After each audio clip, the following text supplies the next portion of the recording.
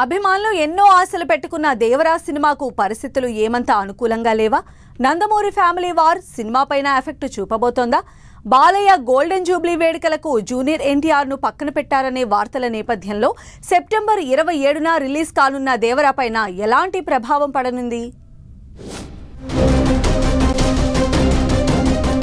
Junior NTR కొత్త cinema Devara September 27న release కానుంది.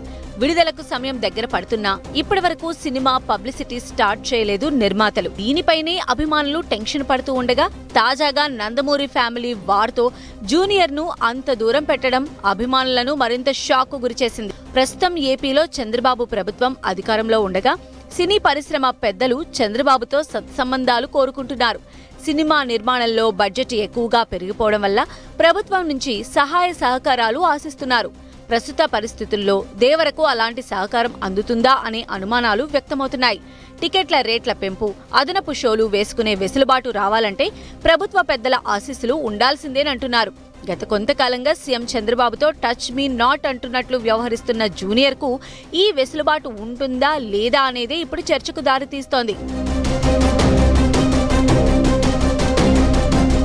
బాలయ్య 50 వసంతాల స్వర్ణోత్సవాలు ఆదివారం హైదరాబాద్ నోవోటల్లో గ్రాండ్ గా చేయబోతున్నారు.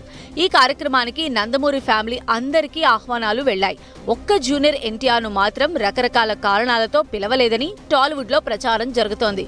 ఫ్యామిలీ మొత్తం బాలకృష్ణ ఇంటి నుంచి ఒకే బస్సులో వేడుకకు వెళ్లాలని నిర్ణయించుకున్నట్లు టాక్.